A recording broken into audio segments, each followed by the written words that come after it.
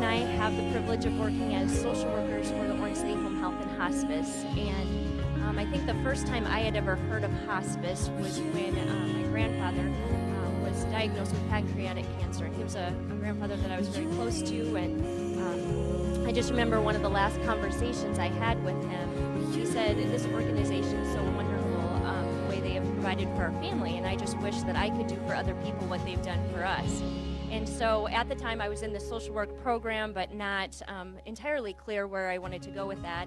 And so I said, well, maybe that's something I can do. So the next year, my senior at Northwestern, I did an internship at the Hospice of Siouxland in Sioux City, and it was just an amazing experience. And so I've now been working with the health system for 20 years, and the last 14, we started our own hospice program, and so it's just been a true blessing to work with that.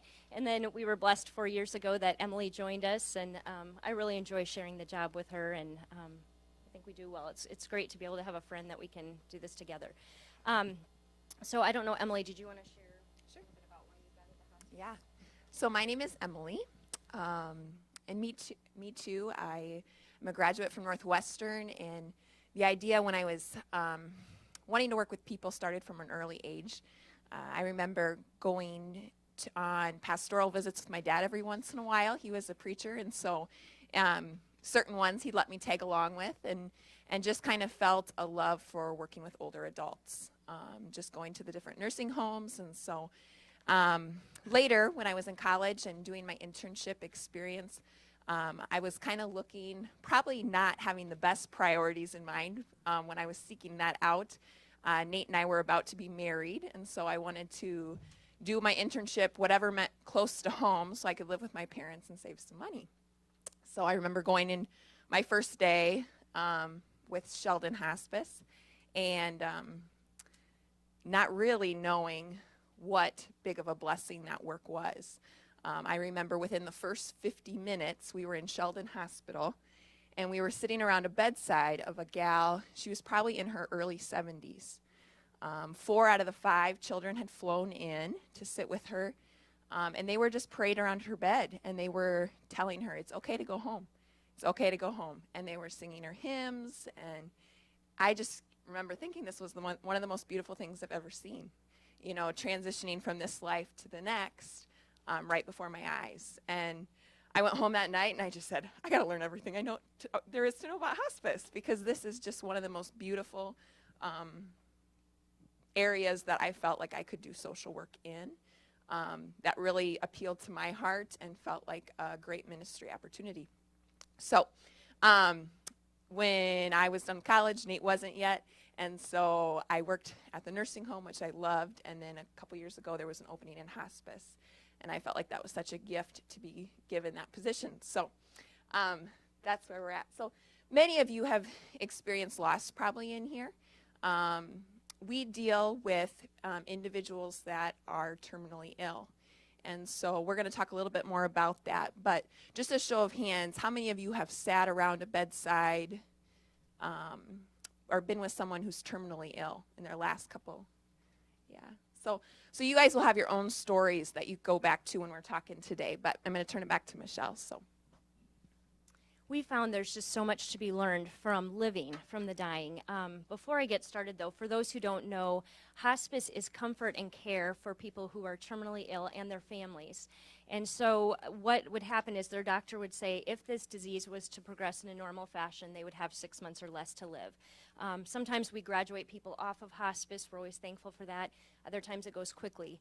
But what it is it's a team of people that we look at the whole person, the physical, the spiritual, the emotional. And so we have a team that we meet each week. It's called the Interdisciplinary Team, and it consists of Dr. Kamser, who's our medical director, and then the person's personal pastor, several nurses, the 2 social workers, aides, volunteers, chaplain, music, massage, and pet therapy. And I just want to do a little bit of acknowledgement. We have over 30 volunteers. They are amazing people. And some of them go to our church, and so I would like to acknowledge them. So we have Rose and Harold Vander Whitey, Gary Tegrotenhuis, Rachel Brunsting, Arliss Ullman, and Reverend Trabiste, and they are just amazing. When we call them to do all kinds of things for families and patients, they are right there. So I really appreciate all they do, and we couldn't do it without them. So another thing, I think when people think of hospice, they think, oh, people have 2 days left to live. It's very sudden. But it's really helpful if we can get people on hospice early. It helps us to get to know them as a team, get to know their families, find out how they want this to go, what their wishes are, help them accomplish their goals, and just really focus on living and just redefining hope for them. You know, we found that talking about death is not an easy subject for most people. You know, we as a staff and volunteers routinely talk about the deaths we've encountered, and just making preparations so we can care for those that are dying. So in front of you, we handed you guys this exercise. Okay, it's a little bit of a, it can be as much as you want it to, but we encourage you to fill that out right now as I'm talking here. But this is kind of a death simulation, and what it is simulating is loss. And so with aging, with chronic illness, with terminal illness, there's a lot of losses you face besides the actual loss. And so if you can take a few minutes and fill that out. No one will see this. You don't have to talk about it, so.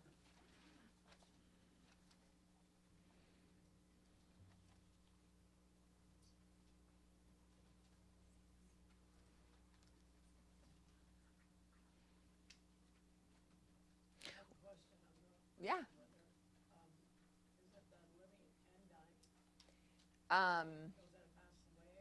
Yes. Yeah, you can do both. Yeah, both, Diane. Yep, that's good. Yep. Whenever we get a chance to talk about hospice, it's rarely, we talk too much, tend to. So we'll try hard not to do that today. Yeah. Okay. All right, so how this is going to go is I'm going to read kind of the scenario that's going to occur. We want you to visualize this is occurring to you. And I'm going to tell you by directions what you need to cross off as we go. And that will represent loss. So, imagine it's a lovely spring day. You know, the kind, one of the first days when the snow's melted and the flowers are starting to bloom and the temps are comfortable and the birds are singing. You're young, successful, and happy with your life. You step into the shower anxious to get on with your day. When soaping yourself off, you discover a small lump on your neck. Cross off 2 items. Probably swollen glands from the recent cold, you think, and you ignore it and go on with your life. 2.5 weeks later, it's still there. Cross off 2 more items. Probably the cold returning. You've been busy not resting. You rationalize and life goes on, but something keeps nagging at you, so you make an appointment to see your doctor. Now you're worried. Cross off 1 item.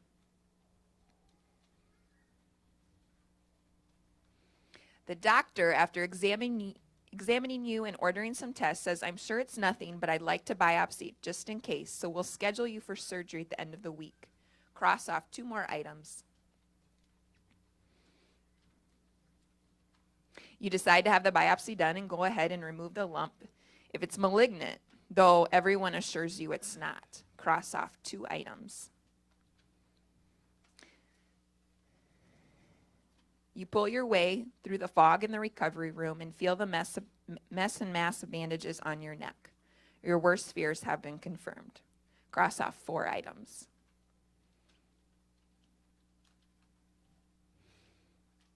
You recover and have radiation treatment just in case. Cross off 2 items.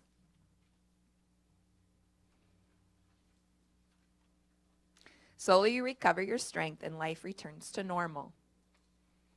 Until it's spring again. 2 years later, you have a cold. You ignore it as usual, but it doesn't go away. And one morning, to your surprise, you find it very difficult to breathe. Cross off 2 items. What you find is the cancer has metastasized to your lungs. Your world's turned upside down. That wonderful defense mechanism of denial must be let go. You begin chemotherapy and are very sick, weak, and angry. You lash out at your family, doctors, and friends. You want to live, but you cannot eat. Cross off 2 items. One morning, you do not have enough energy to sit in a chair, and the doctor tells you the chemotherapy is not working and he wants to stop it. Cross off 3 items. Seems like life goes on around you in slow motion. Days and nights blur. How odd you think staring at that bony hand as your body deteriorates. Your spirit seems to be withdrawing also. You wonder if it's the pain medication or if it's the first taste of death, but you do not have the energy to ask anyone. Cross off the last 2 items. It's kind of hard to do sometimes. But for the sake of time, we're not going to have you break into groups and talk about this. We just want you to think about what were some of the most predominant feelings during this exercise. Were there things that were easier to cross off than others? Were some a lot more difficult? And which items did you cross off first? What became priority? If this experience was real and you knew you were dying, would you live differently? Would you spend your time preparing to die, or would you embrace living? To be totally honest, none of us in this room have any idea what it would be like because we haven't experienced this. But we will all face death someday, and we all have probably gone with people who have. Like Emily said, talking about death is very difficult. I recently read a really good book by Rob Moll, The Art of Dying, and from a spiritual viewpoint, I thought he had some great sentences, so I just took a few things out of the couple pages and would actually like to read that to you. We avoid death or even fear it because death is an evil, the horrible rendering of a person from their body, from their loved ones, from the ability to be fully in God's image. Death is not a part of God's primary purpose for our creation. He created us not in order that we should die, but in order that we should live. Yet death is also a mercy. It is the final affliction of life's miseries. It is the entrance to life with God. Life's passing can be a beautiful gift of God, yet there is no evil so great that God cannot bring joy and goodness from it. That is why death deserves our attention in life.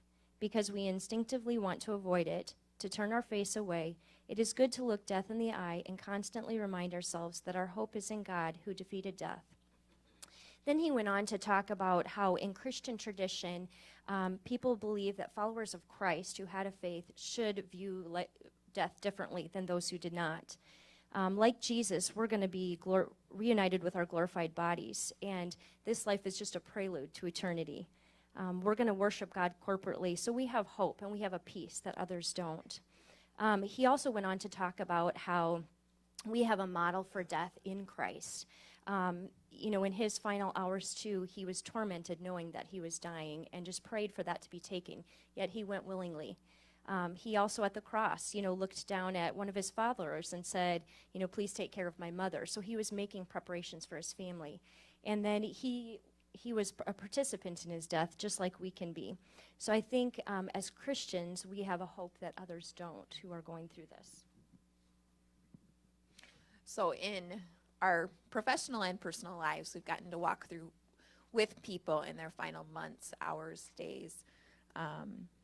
For some, they just recently got the news and are learning to cope with that. For others, they've lived with chronic illness there for a long time, which brings about its own sense of loss, but now it's terminal and there's some changes occurring. One question we often ask at some point in our discussions with them are what's going through their mind as they're processing this. Often people are too ill to be active, and so they want to talk. Those intimate conversations flow naturally and openly. Individuals who are sick don't spend their time on things that are trivial, but talk from their heart. Some questions we often ask our patients are, what matters the most to you now? Given your current capabilities, how would you like to spend the time you have left? What are your greatest fears and concerns? And what would be a good death? And then we just listen. We found that it's truly a gift to be invited into a person's personal thoughts. We have found these conversations to put our own lives into perspective. Here we spend our entire life looking outside of ourselves, but then it's time to look inward. People facing life-threatening illnesses often examine their lives as they prepare to move from a place of body and spirit to the realm of the spirit alone. Things of this world fade, and our soul begins searching. So we can share a lot of different experiences with you. We've had a lot of great conversations. We have to be very careful with confidentiality. So we will share stories and change them up a bit. But I am going to share our personal story. And so just of a conversation that I had with my mom about 2.5 years ago. So for those of you who don't know our story, my mom was diagnosed with stage 4 breast cancer at age 49. And then 3 months into her treatment, her kidneys failed, so dialysis and all the complications with that have been a part of our lives for 14 years. So she was hospitalized many times, but of course this last time they said, you know, we're kind of at that point, this is what's going on. Options are kind of limited, there's really nothing more that we can do for you. So it turned out to be a beautiful couple weeks that we were able to spend with her. Just a wonderful time. I was supposed to be going to Haiti with the church, and so I had everything tied up in work, and so I was able to be with her. And my brother works at Northwestern College and was on break, so he had things kind of tied up. And my sister works from home. So between the three of us and my dad, we were able to be with her and take time. We each took turns spending the night with her. And so there's one morning, neither one of us were sleeping. I was the one who was staying the night, and it was about 4 a.m. So I got up, went next to her bed, and I just started talking with her. And she had kept saying to us, you know, I've been hospitalized a lot before. I've been sick, but it's different this time. I think this is it. And so I just said to her, what does that feel like to know that you're dying, to know that the end is near? And she said to me, Michelle, it's such a relief to know that I have no more needles, no more hospitalizations, no more dialysis, because that's a tough go for anybody who's ever been a part of that. But she said, it's also heartbreaking. There's a lot of things I still want to be a part of. My brother and his wife were expecting their first, and it was actually twin girls in a couple of months, and she really wanted to be there for that. She also had a very special relationship with each of my kids. She was one of those really great grandmas that did all the extras and had a close relationship. So she said, I still want to be a part of their lives. And then she went on to say, you know, this is a win-win. She said, I'm really excited to see my Savior, and I'm also excited to see my dad and my brother and some of my dad's family, some of her friends. And so those were things that she was looking forward to, too. So I just said, you know, how do you want to spend your time? We don't know what that looks like yet, but what's important to you? And she said, I just really want to have my family around me. So we did a bad thing and took the kids out of school at different times, but, you know, that's something you can never get back. So that was a really neat thing. It was really important to her to have conversations and making sure that we were all saved, you know, that we would all see each other someday, and also made sure that we were going to take care of each other after she was gone. She had conversations with my kids, which was really cute. Just, you know, what are you going to do someday? And just, you know, wondering what she wasn't going to be a part of. She had a lot of conversations with her friends. She had a lot of friends. And she called them on the phone. A lot of them were able to come up to the hospital and see her and have some good conversations. I'm trying to think of what else we did. She loved food, so all these things that she wasn't supposed to eat with dialysis, she had us running over to Perkins for pie and Red Lobster for a meal and, you know, all those kind of things. She did call up Pastor Tim and Pastor Mark and a few elders and just wanted to have some peace, too, with discontinuing dialysis. You know, that's kind of a tough decision to make, and after a while her body was making that decision and she didn't have to. But I think the other thing that really struck me in the end was how she was continuing to minister to others. We had a lot of great nurses and aides that were caring for her, and they had talked to us afterwards and said some of those conversations we had were really impactful. And so she was someone who's kind of always ministering to people. When she got sick, she just made it her mission to send lots of cards to people and words of encouragement, and so she was still doing that up till the end. So this is our story, and this is what we try to create for other families, so I just wanted to share that with you. So like Michelle said, every story is a little bit different, but we've seen some themes of importance that has come through in working with the dying. So some of those themes we want to share with you. One of them being people want to be with those that they love. They want to be close with those that they love. So this includes, you know, encouraging them to have their kids fly in. It's never too early to start having those closure conversations. Sometimes sitting around a table and having a family meeting. Everybody's heard the diagnosis through a different avenue, maybe through text message, maybe through phone calls, maybe through sitting in there with the doctor and asking questions, but getting around the same table, processing it together. Lots of different ways. Some people need to have relationships mended or have closure with certain people. Again, Michelle and I, many of our stories have been changed, a lot of the details, so to protect confidentiality, but there was one particular individual years ago, but there was some childhood trauma that really affected him. Later was war trauma that affected him as well. He openly struggled with multiple addictions. There was mental illness, and he was now facing a terminal illness. At the end of his life, he wanted to be reunited with his children that he had left when they were toddlers, and that happened. But like you can expect, that came with a flood of emotions. To him, the only thing that mattered in those final weeks was meeting those kids. A lot of people like to do a life review, just asking, who have I been? Who will I be? Who am I now? Kind of going along with the service today, just asking a lot of questions and just processing a lot of that. And so, again, there's a lot of emotions that flood in, and I think when people get a terminal diagnosis, the person who they are changes, and they become reflective. And so that's a great part of our job, that we get to just sit and be a part of that and ask those questions and help them process that. And there's maybe a more fervent effort. Another theme would be a fervent effort to seek out their spirituality. Maybe that never mattered in the past, and it was now. Kind of a cool piece of our job is we're largely a Medicare-based program, and so Medicare, they have to be very tight on what they can provide. You guys may have experienced that. But one thing that they do require is that a social worker is involved, and access to a chaplain is involved in every hospice case. They can refuse us. It's happened. We've been kicked out. That's all right. But they see the value that dying is not only physical, it's emotional and spiritual. So just kind of that old verse that we're familiar with, do not lose heart, though we're outwardly wasting away, yet inwardly we're being renewed day by day. So we fix our eyes not on what is seen, but on what is unseen, since what is seen temporary is unseen and is eternal. So as the physical body starts to deteriorate, that desire to know one's spirituality and know it firmly is there. And so we work with pastors a lot. We're on the phone with them.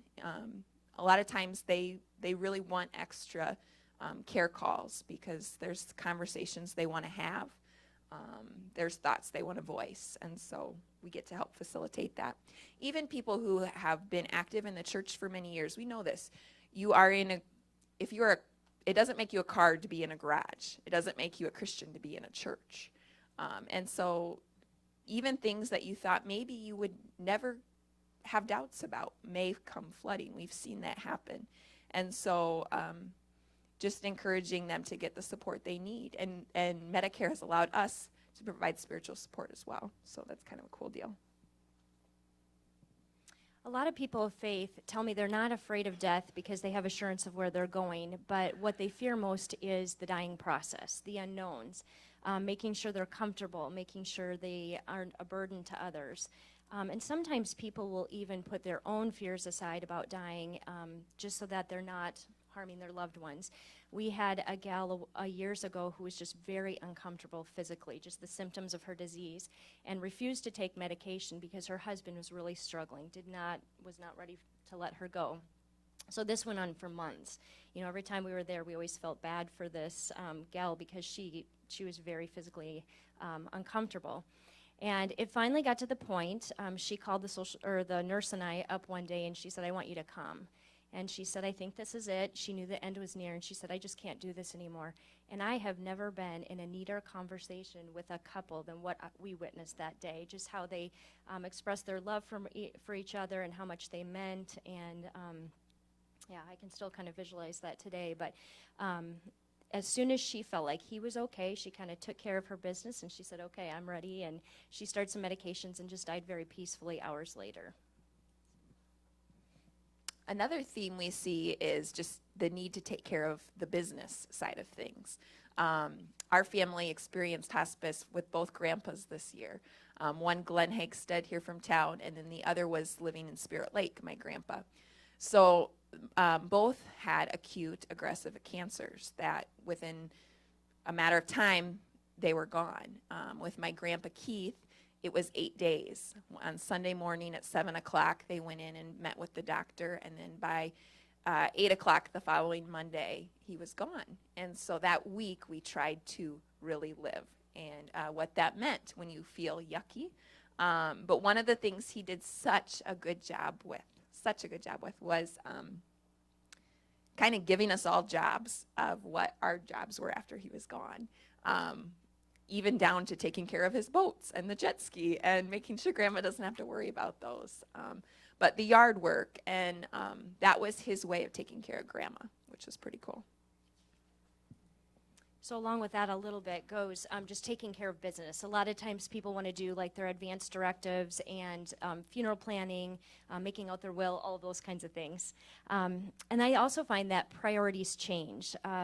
Things that used to matter to them, like if they were an avid sports fan or really involved in politics or watched a lot of TV, those kind of things don't matter anymore, and you see them start to withdraw from that. And that's very normal. We reassure families of that.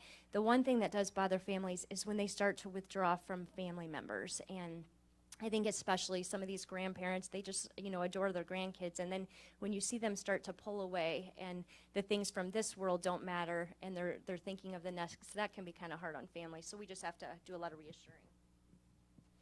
Another thing we see is the family's perspective change. Dying ushers in a sense of reflection.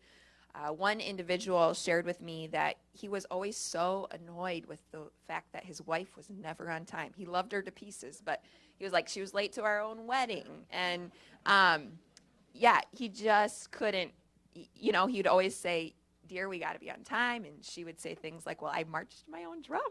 And would just never really be preoccupied with time. So he said days after she passed, that was the first thing he found himself guilty about, that he was hard on her about that, because he loved that independent spirit of her. But just kind of that perspective changed now that he didn't have her there. So. Another thing people often like to do is put together keepsakes or journals or just reflective letters, and we especially see this in a lot of our younger patients who may have kids that still are going to get married or graduate from high school or have children. They want to get some of those things in order. So our volunteers are very helpful in that. They will do a lot of like videotaping or writing down life stories or just helping with those letters. We hear regrets, some big, some small. Some I wish I hadn't worked so hard or so much. Some I wish I would have not taken for granted certain loved ones. I wish I would have pursued a certain dream. Some of our patients are veterans, and we found that they have special needs as they near the end of life. And so I found this out one time. I had a patient who had been through some extreme trauma in the war, and every week when I visited for an hour, hour and a half, 2 hours, he would just talk through the things that he had seen, the things he had done, and just was trying to find some peace with that. And I think we as social workers felt very ill-equipped to help some of these veterans. And so in 2014, we became part of the We Honor Veterans program in collaboration with NHPCO. And so we could spend another couple hours talking about that and what a blessing that's been too. But it has helped us do a lot of research, understand wars, understand what people have been through, educate others about that, and just meet the needs of our veterans. And so some of the extra things we will do for them is we always want to thank them because many have not been. We do pinning ceremonies, and that is such a neat thing. We've got several of our volunteers are veterans themselves, and so we do a formal or informal ceremony complete with their favorite songs and just a message of thanks, allow them to share their stories. And what are some other things? We hook them up with veterans, and I think there's some real camaraderie with that. So just kind of do whatever we can to help some of those vets process their war. Another theme we find is someone usually has a pretty strong opinion on whether or not they want to hear how the physical process is going to occur. Again, it's every diagnosis is different, but the dying process relatively looks the same. And some people have a huge opinion. Yes, I want to know so I can prepare myself, or no, I don't want to know. But we often meet with if you've had the hospice experience, you've seen this book. Even it's like a national resource, so like you may have seen it in different colors with different hospice names on it. But it's about the physical process. It's about, their best medical guess 3 weeks out, what the symptoms could be, 2 weeks out, hours out. It also gives the caregivers an idea of what's going through their brain. A lot of time we talk about how not eating is actually more comfortable to them than trying to give them food, which in our minds always equated to comfort and energy and longevity. But sometimes food can be a lot of discomfort when your body is shutting down. But we have found that to be really helpful in just the preparation for what could occur. So, And of course, we've also got patients who do not want to talk about death and just find themselves in a healthy state of denial, and that's okay too. We as hospice staff always have to remember not everybody's ready to talk through this. And even sometimes when we are saying these kinds of things, they may not be hearing it. I had one example years ago. We had a gal who was dying on hospice, and her husband, verbalized, yep, I'm ready, I'm accepting. We had been through all of this nearing death and made a bunch of preparations because they were a bit younger. And after she died, he was in complete shock and just, he was almost angry with me the first time I went to make a bereavement visit, like, why didn't you guys prepare me for this? And I thought, we had done all of that work, but he wasn't hearing it. And that's okay too. Another thing we occasionally face is the families will say, will you please not tell our loved one that they're dying and that you're with hospice?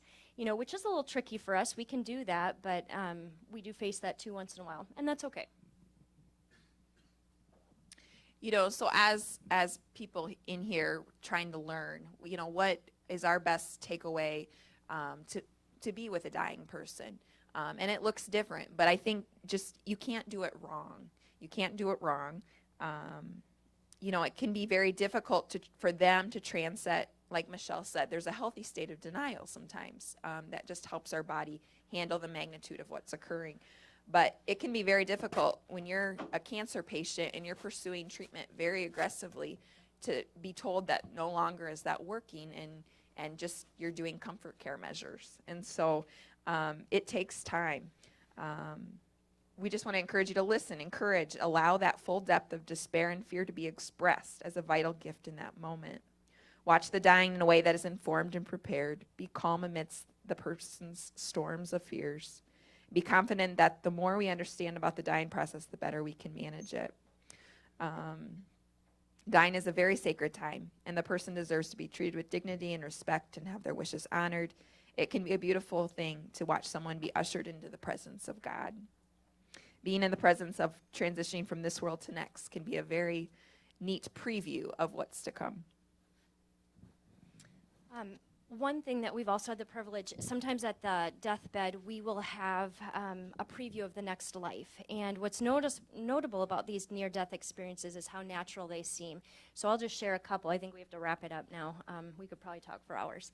But what we've seen is sometimes people will experience a presence, and sometimes that's a peaceful presence. We have seen it the other way, where there's something just terrifying that they're seeing in the corner and want us to get rid of that. And so we've kind of seen it both ways. It's always great when it's a peaceful thing. Sometimes at the very end, people will suddenly just open their eyes and just have this big smile on and kind of reach up.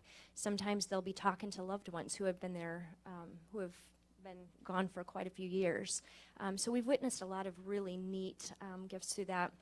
One that comes to mind, years ago we had a man who was dying, and he and his wife were going out their last time for something to eat. And as they got back into the driveway, she was helping him out of the car, and he said to her, wow, he goes, do you see them? And she said, see what? So she set him back down, and he said, the angels, they're all around us. And then just through the course of the next couple of weeks, just the things that he witnessed and that he explained to us were just a real gift. So maybe you've seen a little bit of that too. So that is all we have. We want to thank you guys for coming. we are here for questions, but I'm not sure anybody has any. So thanks again.